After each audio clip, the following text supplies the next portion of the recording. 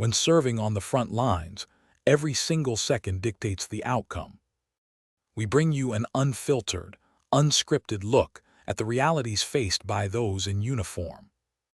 No dramatization, just the raw, uncompromising truth. Away from the vehicle, now! Is there a problem, officer? Where did you get that uniform? I'm a Navy SEAL. I just came from a memorial ceremony at Naval Base San Diego. You got ID? Yes, but what exactly am I being detained for? Hands on the car! Don't argue! Deputy Sheriff Travis Holbrook had been with the San Bernardino County Sheriff's Department for 9 years when he responded to a call that would destroy his life and send him to federal prison for 58 years.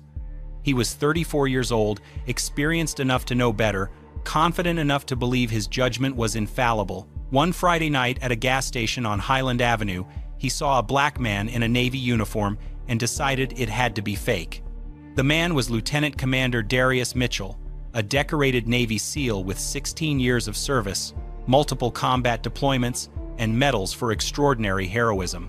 What Holbrook did next, ignoring Mitchell's credentials, dismissing his military ID, and arresting a war hero in full dress uniform, would trigger a Pentagon investigation, federal charges, and a trial that exposed 9 years of documented racial profiling. Holbrook's record told a story San Bernardino County had ignored for nearly a decade. 14 complaints over 9 years. 14. Every single one involved people of color. Every single one followed the same pattern. A black family barbecuing in Glen Helen Regional Park, Holbrook demanded permits, threatened citations when they questioned his authority. A Hispanic teenager skateboarding near Victoria Gardens Mall, detained for 40 minutes, backpacks searched without consent. An Asian businessman photographing architecture downtown, questioned about terrorism surveillance. A black college student driving through Rancho Cucamonga, pulled over for driving suspiciously. Car searched, no contraband found. The complaints were documented. The pattern was obvious. But San Bernardino County treated each incident in isolation, never connecting them into what they clearly formed. A deputy who saw people of color in spaces where his biased mind said they didn't belong. Supervisors noted in his evaluations that Holbrook was results-oriented, but sometimes overzealous in community interactions, that he could benefit from additional de-escalation, training, that he should work on cultural sensitivity. But those notes never became consequences. 3 complaints resulted in written reprimands filed away and forgotten. 4 triggered mandatory retraining sessions Holbrook attended but never internalized. 7 were closed with insufficient evidence, despite witness statements. 0 resulted in suspension, demotion, or termination. So Holbrook kept patrolling, kept stopping, kept assuming, and San Bernardino County kept ignoring the pattern until the night Holbrook targeted someone who couldn't be dismissed, someone whose credentials came with Pentagon backing, someone whose arrest would finally force accountability. Lieutenant Commander Darius Mitchell was 38 years old when Deputy Holbrook decided his Navy uniform must be fake. Mitchell had been a Navy SEAL for 16 years. 16 years of service most people can't comprehend. He joined the Navy at 22, desperate to escape San Bernardino's cycle of poverty and violence that had claimed 3 of his high school friends. Basic training at Great Lakes, then BUD, S, Basic Underwater Demolition, SEAL training, where 80% of candidates quit. Mitchell didn't quit. 6 months of hell, cold water immersions, endless physical torture, sleep deprivation designed to break you. He graduated, earned his trident, the gold pin SEALs wear with pride. Then the real work began. First deployment to Iraq in 2009, Ramadi, clearing buildings, hunting high-value targets, watching teammates take fire. Second deployment to Afghanistan, Helmand Province, 8 months in the mountains, ambushes, IEDs, missions classified even now. Third, deployment back to Iraq, Mosul, the fight against ISIS, operations so intense Mitchell still had nightmares. Syria, Yemen, Somalia, places the American public never heard about, missions that never made the news. In 2016, during an operation in northern Iraq, Mitchell's team was ambushed. 8 SEALs pinned down by heavy machine gun fire, RPGs exploding, teammates wounded. Mitchell, already hit by shrapnel, his leg bleeding, ran into the kill zone 3 times, dragging wounded operators to safety. He held a position alone for 12 minutes while the team evacuated, taking fire from 3 directions, returning fire until his ammunition ran out. All 8 teammates survived. Mitchell earned the Navy Cross, the second highest military decoration for valor, just below the Medal of Honor. The citation described extraordinary heroism under fire and complete disregard for personal safety. He also earned the Purple Heart for his wounds and the Bronze Star with V device for valor in a separate operation. His chest held ribbons most civilians wouldn't recognize, but every service member respected. Combat Action Ribbon, Iraq Campaign Medal with 4 stars, Afghanistan Campaign Medal, NATO Medal, ribbons representing years of sacrifice. That Friday night in October, Mitchell was driving through San Bernardino in his Navy service dress blue uniform, the formal military attire worn for ceremonies and official functions. He'd just come from Naval Base San Diego, a memorial service for a fallen teammate, a brother killed in a training accident. The service had been emotional, exhausting, a reminder of how many friends Mitchell had buried. He was driving to his mother's house to surprise her, hadn't seen her in 8 months, couldn't tell her where he'd been. Classified deployment, dangerous work. He just wanted to hug her, sleep in his childhood bed, pretend for a weekend that the world wasn't burning. At 10:47 p.m., his fuel light came on. He pulled into the Chevron station on Highland Avenue. The Chevron station on Highland Avenue sits at the intersection where San Bernardino's working-class neighborhoods meet the slightly more affluent areas to the north. It's the kind of 24-hour station that serves late-night shift workers, long-haul truckers, and people just passing through. Bright fluorescent lights, 8 pumps, small convenience store with bulletproof glass at the counter. On a Friday night in October, the station was quiet. Just a few cars, people minding their own business, getting gas, and leaving. At 10:47 p.m., Lieutenant Commander Darius Mitchell pulled his silver Honda Accord into pump number 5. He stepped out, still in his Navy service dress blue uniform. The uniform is unmistakable. Dark navy blue jacket with gold buttons, white shirt underneath, black tie, and matching navy trousers. On his left chest, rows of ribbons in precise military alignment, the Navy Cross at the top, its blue and white stripes immediately recognizable to anyone with military knowledge, Purple Heart below that, Bronze Star with the small bronze V device for valor, campaign medals, service ribbons, each one telling a story of deployment, sacrifice, combat. On his right chest, his gold seal trident, the eagle clutching an anchor, trident, and pistol, the pin every SEAL earns after years of training. His shoulder board showed 2.5 gold stripes, the rank insignia of a lieutenant commander, 04, equivalent to an army major. His military bearing was obvious, the way he stood, shoulders back, head up, the posture drilled into service members through years of training. His shoes were polished. His uniform was immaculate despite the long day. He looked exactly like what he was, a decorated Navy officer in formal military attire. Mitchell swiped his credit card at the pump, selected regular unleaded, and began filling his tank. He was exhausted, emotionally drained from the memorial service, from saying goodbye to another teammate who'd survived combat only to die in a training accident. He was thinking about his mother, about how surprised she'd be to see him, about whether she'd made her famous peach cobbler recently. He wasn't thinking about the person watching him from across the parking lot, someone who saw his uniform, saw his skin, and decided something must be wrong. Before we continue, where are you watching from? If this is your first time here, please hit that subscribe button. Stories like these need to be shared, and your support helps us bring more truth to light. The call came into San Bernardino County Sheriff's Dispatch at 10:51 p.m., anonymous caller, refusing to provide a name, calling from a cell phone that would later be traced to an apartment complex 3 blocks from the Chevron station. "Hi, I'm calling about a suspicious person at the gas station on Highland Avenue. There's a black guy wearing what looks like a military costume, and he's been standing there for a while. He looks threatening. I think he might be impersonating a service member or something. Can you send someone to check it out?" The dispatcher asked standard questions. "Is the person doing anything threatening? Has he approached anyone? Is he carrying weapons?" "No, but he just looks suspicious. The uniform looks fake. I don't think he's really military. He doesn't look like he should be wearing that." The dispatcher logged the call, "Suspicious person, possible stolen valor," and sent it out. The call was assigned to Deputy Travis Holbrook, who was patrolling 2 miles away. Holbrook responded immediately. This was exactly the kind of call that activated every bias in his pattern. A black man in a space where Holbrook's assumptions said black men didn't belong, wearing something that seemed too legitimate, too accomplished, too authoritative for Holbrook to accept as real. In Holbrook's mind, the narrative was already written before he arrived.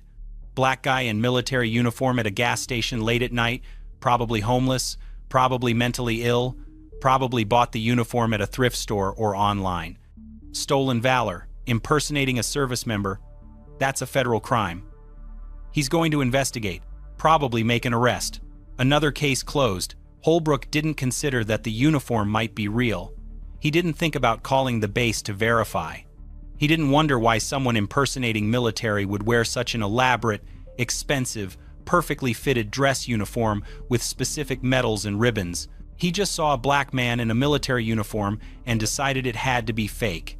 His bias was so complete, so ingrained after 9 years of targeting people of color without consequences, that evidence didn't matter. His assumptions overrode reality. He pulled into the Chevron station at 10:54 p.m., lights flashing, already approaching this as a criminal matter rather than a welfare check. Mitchell was finishing pumping gas, replacing the nozzle, closing his fuel door, when he saw the patrol car pull in fast, lights swirling red and blue across the concrete.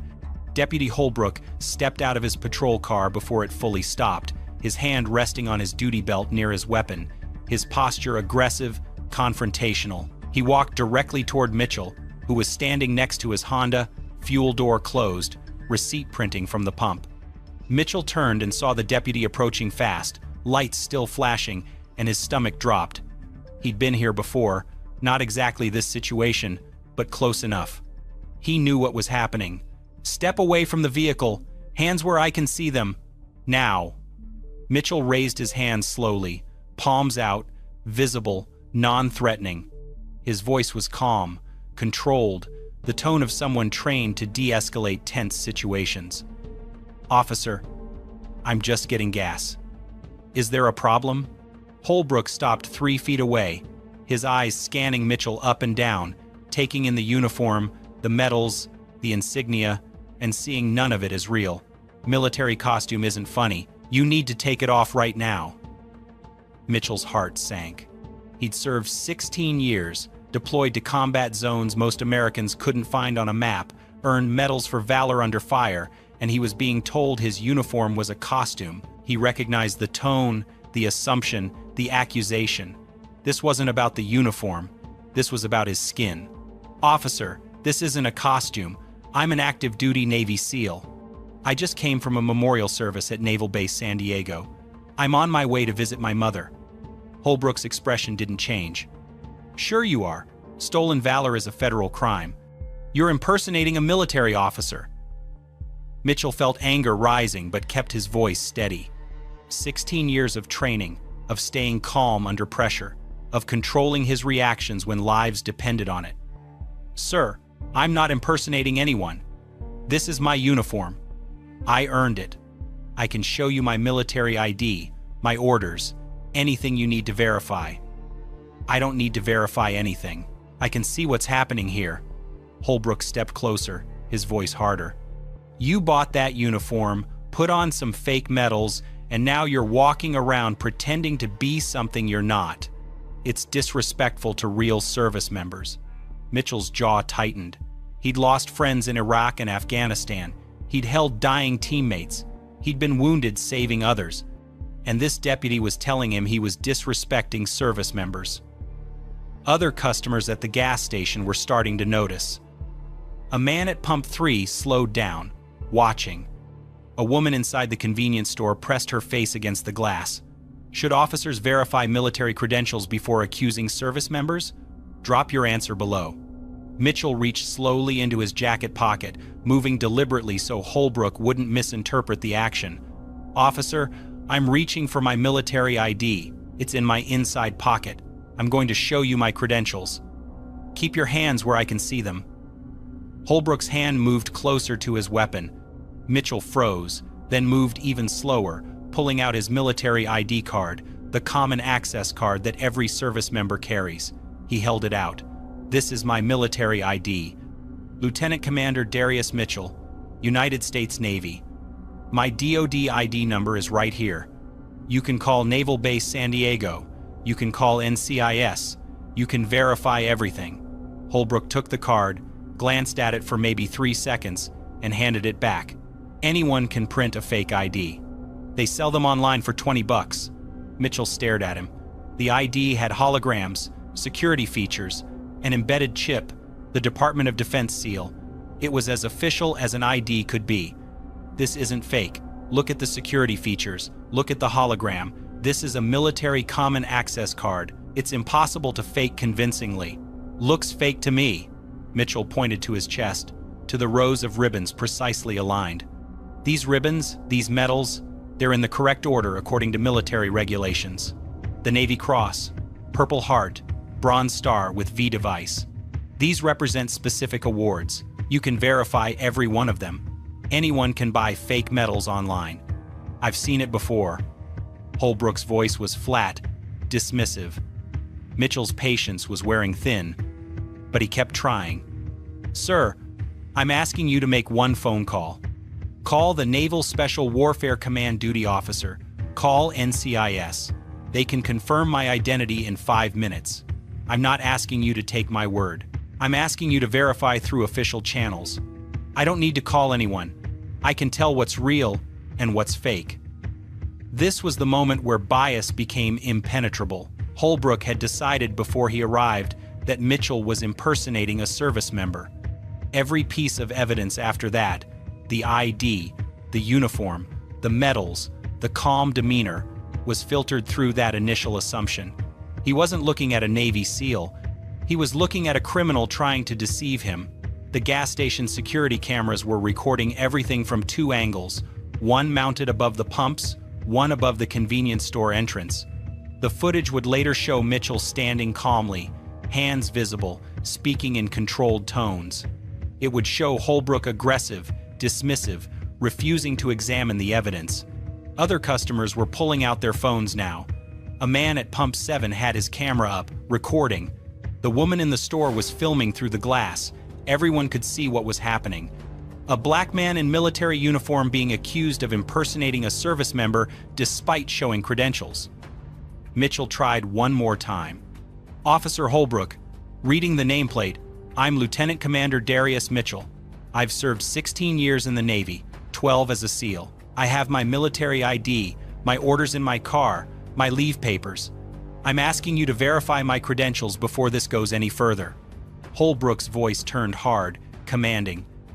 Take off that uniform right now. You're not authorized to wear it. Remove it immediately. Mitchell stared at him, processing what was being demanded. Strip out of his dress uniform at a gas station under fluorescent lights with strangers watching? Remove the uniform he'd earned through blood and sacrifice? I'm not stripping out of my dress uniform at a gas station, sir. This is my uniform. I'm authorized to wear it. I'm an active duty officer. That's a direct order. Remove the uniform or I'll remove it for you. Mitchell's voice remained controlled, but the edge was unmistakable. Officer, what you're demanding is unreasonable and unlawful. I'm not removing my uniform. I've shown you my credentials. I've asked you to verify my identity. You're refusing to do basic due diligence. Holbrook reached for his radio. Dispatch, this is 3 Adam 1-2. I need backup at the Chevron station on Highland. Suspect is belligerent, refusing lawful orders, possible stolen valor situation. Mitchell's hands were still raised, visible, non-threatening. His voice carried across the parking lot, clear enough for the recording phones to capture. I am not belligerent. I am not refusing lawful orders.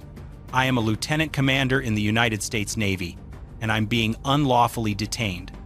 Holbrook stepped closer, invading Mitchell's space. You're impersonating a military officer? That's a federal crime under the Stolen Valor Act. You're under arrest. The irony was staggering. Holbrook was accusing Mitchell of stolen valor while about to commit deprivation of rights under color of law, false imprisonment, assault on a military service member, multiple federal felonies that would send Holbrook to prison for decades. But Holbrook couldn't see it. His bias was complete. Mitchell took a slow breath, the kind he'd learned in combat when staying calm meant survival.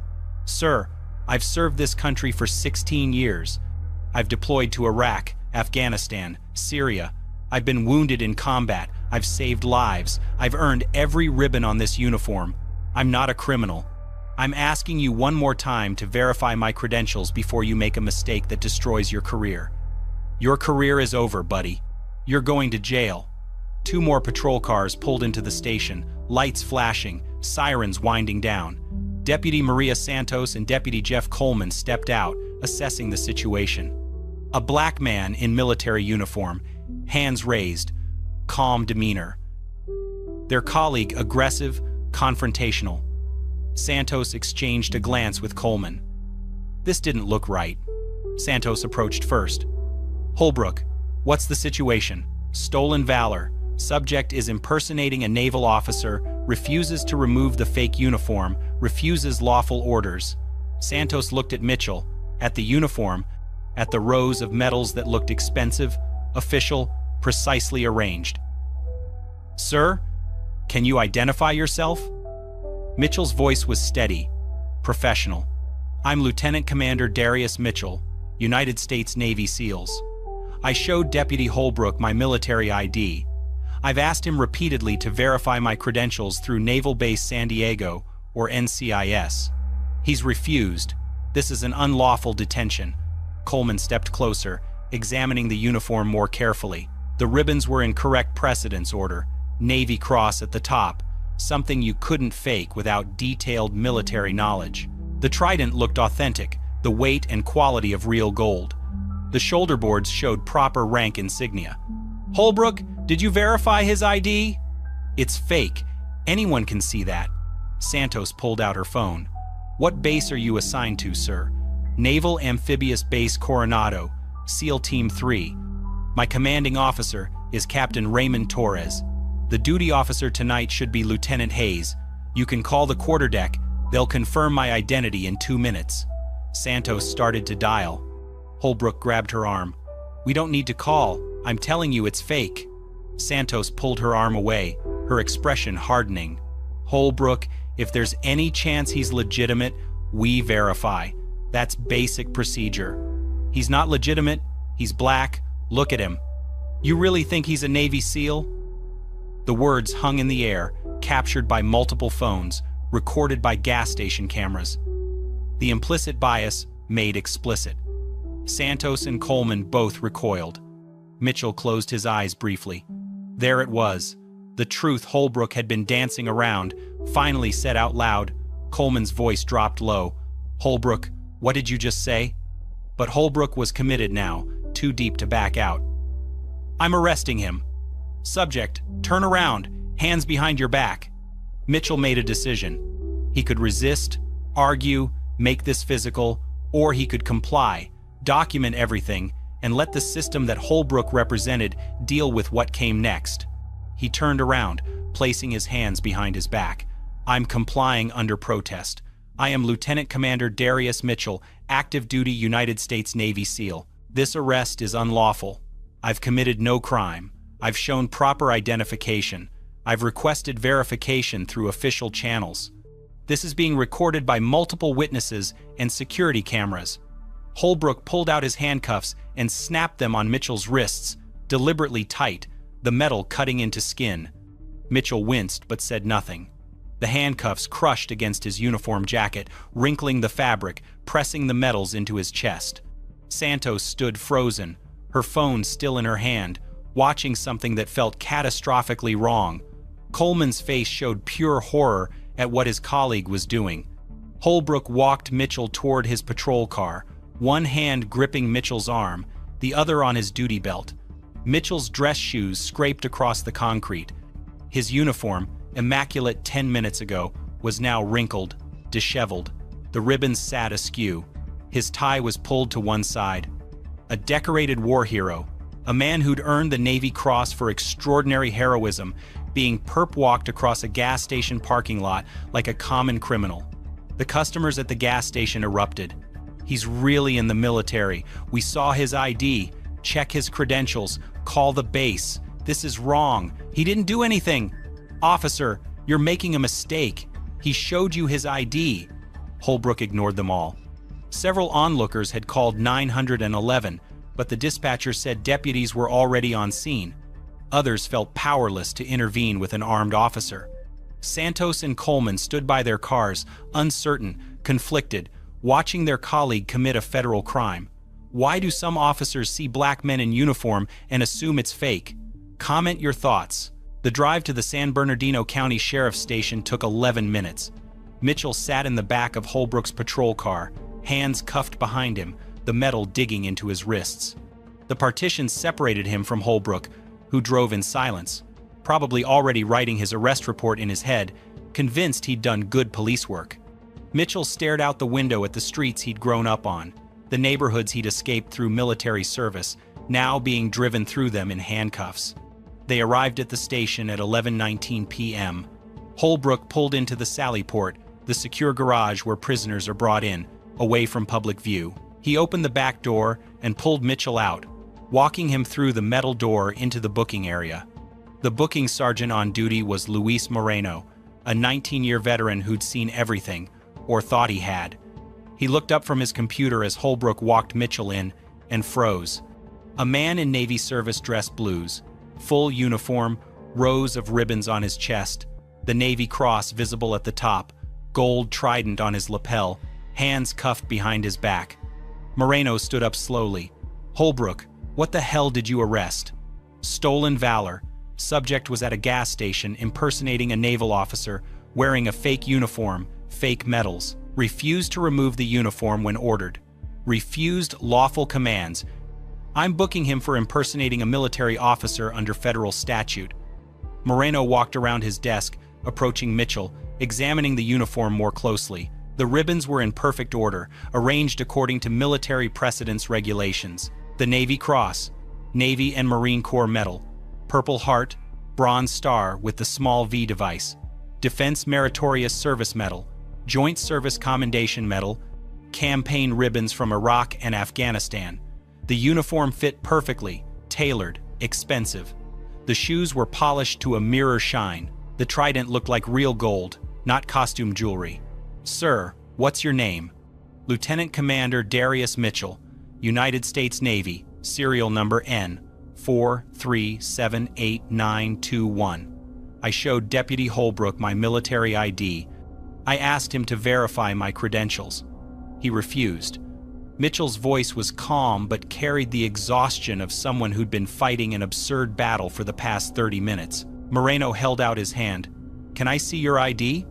Mitchell nodded toward his jacket pocket. "Inside left pocket." Moreno carefully reached into Mitchell's pocket and pulled out the common access card. He examined it under the bright booking area lights. Hologram intact, embedded security chip visible, Department of Defense seal embossed. Photo matched the man standing in front of him. The ID showed rank, Lieutenant Commander 04, Branch of Service, United States Navy, expiration date 18 months from now. Moreno turned to Holbrook. "This looks real. It's fake. Anyone can print those." Moreno had seen fake military IDs before. They were usually obviously counterfeit, printed on regular cardstock, no security features, wrong fonts. This wasn't that.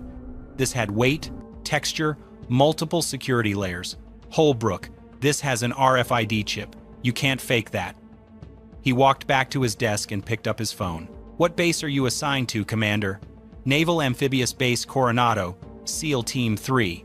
Moreno dialed the number for NAB Coronado Quarterdeck, the 24-hour duty station. It rang twice. "Quarterdeck, Petty Officer Hayes speaking. This is a non-secure line. This is Sergeant Moreno, San Bernardino County Sheriff's Department. I need to verify the identity of someone claiming to be one of your personnel. Lieutenant Commander Darius Mitchell says he's assigned to SEAL Team 3. There was a pause, the sound of typing. Stand by, Sergeant. The wait felt like forever, but lasted maybe 90 seconds. Hayes came back on the line, his voice more formal. Sergeant, I can confirm Lieutenant Commander Darius Mitchell is an active duty officer assigned to Naval Special Warfare Group 1, SEAL Team 3. What's the nature of your inquiry? Moreno's face went white. He's been arrested. Arrested? For what? Hold on. Moreno looked at Holbrook, then at Mitchell, then back at Holbrook. He's real. He's an active duty SEAL Team 3 officer. You arrested a Navy SEAL.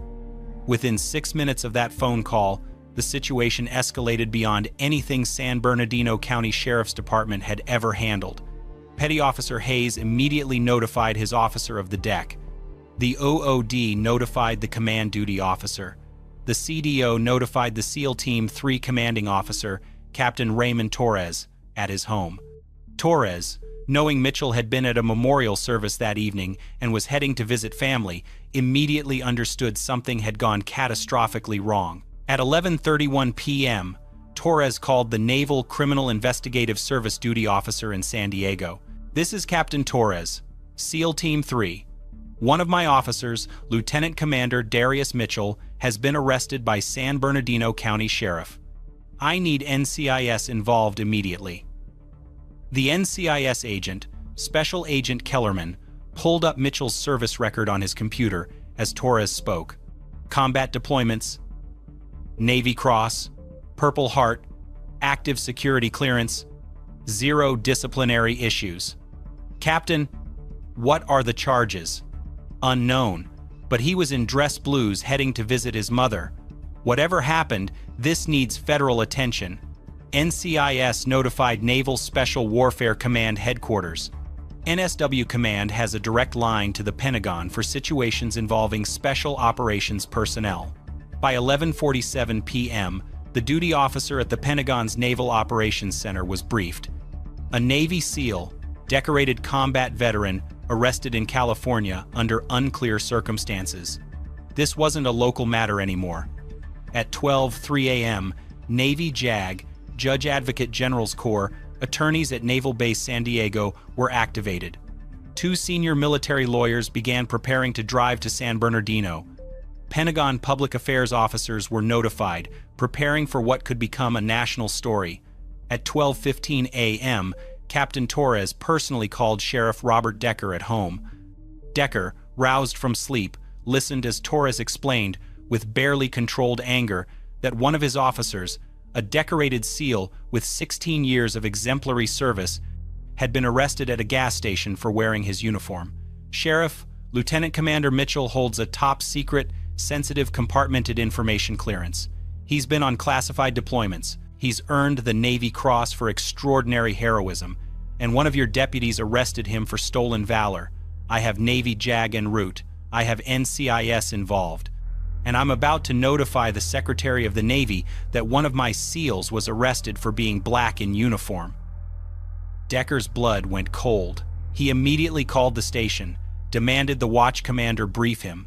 The watch commander pulled the booking information, saw Mitchell's name, saw the charges, saw that Sergeant Moreno had already verified Mitchell's military status. Decker arrived at the station by 12:40 a.m., still in civilian clothes, his face showing the horror of someone who just realized his department had committed an unthinkable error. He walked into the booking area where Mitchell still stood, hands now uncuffed, uniform wrinkled, but dignity intact. Commander Mitchell, I'm Sheriff Decker. I cannot adequately apologize for what's happened. You're being released immediately. All charges are dropped. Mitchell's voice was quiet, controlled. Sheriff, your deputy arrested a decorated military officer at a gas station for wearing his uniform. He refused to verify my credentials. He demanded I strip out of my dress blues in public. He handcuffed me in front of witnesses. This isn't something an apology fixes. Decker nodded, his face pale. I understand, sir. We'll conduct a full investigation. The Pentagon is already conducting their investigation, Sheriff. This is out of your hands now. While Mitchell stood in the booking area waiting for the sheriff to process his release, his complete service record was being pulled up on computer screens from San Diego to Washington, D.C. Every deployment, every mission, every award, every evaluation was being reviewed by Navy leadership, NCIS investigators, Pentagon officials, and within hours, the U.S. Attorney's Office. The record painted a picture that made Holbrook's arrest not just wrong, but obscene. Darius Mitchell had enlisted in the Navy at 22 years old, scored high enough on the ASVAB to qualify for any rating, chose to attempt BUD-S training. He'd survived Hell Week, the infamous 5.5 days of continuous training with maximum 4 hours of sleep total. He'd survived the pool competency tests where instructors tried to drown you to test your calm under pressure. He'd survived the cold, the pain, the instructors designed to break you. 78% of his class quit. Mitchell graduated, earned his trident, became a Navy SEAL. First deployment came in 2009. Iraq, Ramadi, and Fallujah. Clearing buildings, hunting high-value targets, combat operations that lasted months. Second deployment, Afghanistan, Helmand Province, 2011. Hunting Taliban commanders in the mountains. 8 months of firefights and IED threats. Third deployment, back to Iraq in 2014, Mosul, fighting ISIS, operations so intense the casualty rate for his platoon was 40%. Fourth deployment, Syria, 2016, classified operations against ISIS leadership. Fifth deployment, Yemen, 2018, counter-terrorism missions the American public never heard about. Sixth deployment, back to Afghanistan, 2019, training Afghan special forces while conducting direct action missions. 6 combat deployments over 12 years as a SEAL. Most Americans serve 1 deployment their entire career. Mitchell had 6. In 2016, during an operation outside Mosul, Mitchell's 8-man SEAL team was ambushed while securing a compound. Heavy machine gun fire from 3 directions, RPGs exploding, walls collapsing. 2 teammates were hit immediately, wounded, unable to move. Mitchell, already hit by shrapnel in his left leg, bleeding, his uniform soaked with blood, ran into the kill zone. He dragged the first wounded SEAL to cover, 40 yards under continuous fire. Ran back into the kill zone for the second. Then a third teammate was hit. Mitchell went back again. He held a defensive position alone for 12 minutes while the team called for air support and evacuated the wounded. He fired his M4 until the magazine. Step behind the lens and look beyond the boundaries of ordinary storytelling. Join us as we explore the defining moments in history, capturing the exact seconds that changed our world forever.